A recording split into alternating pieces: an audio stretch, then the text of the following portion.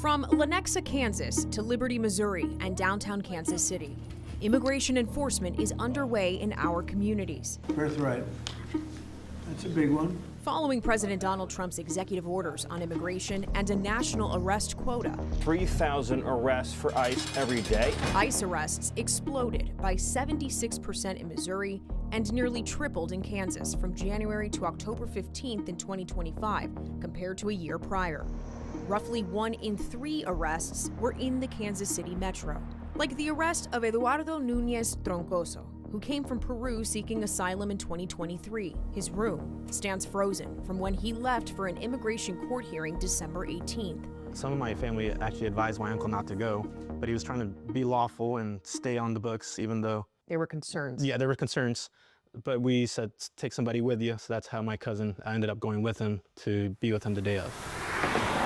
Richard Ortiz's cousin left immigration court alone. He told the family ICE arrested Troncoso after the hearing, despite holding paperwork with his next scheduled court date. All these people were thinking they were coming back to their next hearing, having followed the legal process, and were being detained. Troncoso has no criminal history. The government authorized his work permit. Government knew he was here and he was legally able to work. Right, he was not hiding anywhere, he didn't cross the border illegally. The family does not know why ICE arrested him. ICE says it arrested 4 people at court that day for felony immigration violations, but has not confirmed whether Troncoso was among them. After 3 weeks behind bars, he agreed to voluntarily depart, creating an opportunity for him to potentially return. Troncoso's arrest is part of a broader shift in how ICE operates in Kansas City. Historically, most ICE arrests happened inside jails, a method ICE Director Todd Lyons says he still prefers. I'd much rather focus all of our limited resources on that to take them into custody. KCTV5 analysis of ICE records found arrests of those already incarcerated made up about 69% of ICE arrests within the Kansas City metro. But we do have to go out into the community to make those arrests. And they are. Community arrests in Kansas City increased from about 12% to about 20%. Julio Rojas shared his arrest story from El Salvador after his deportation. Rojas came to the U.S. at 16 seeking asylum.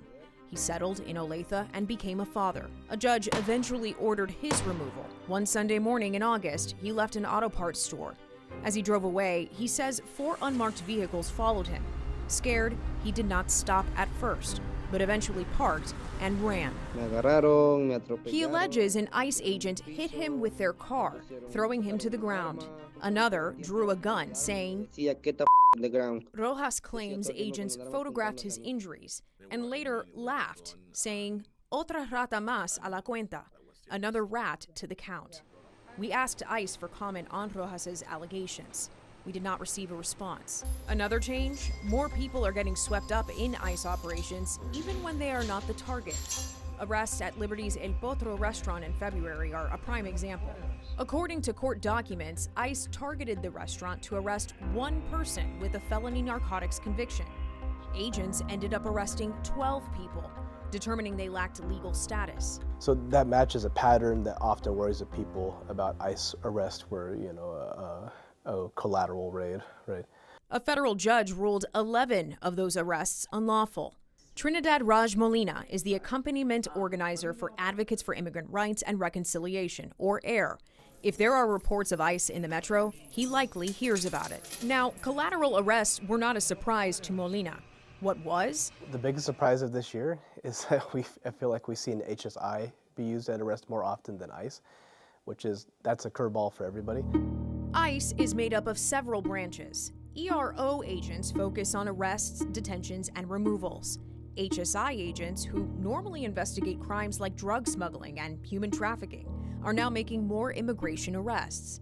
They led the El Potro operation with arrests later deemed unlawful. So we see HSI just messing up a lot. Molina says HSI agents sometimes lack understanding of constitutional protections.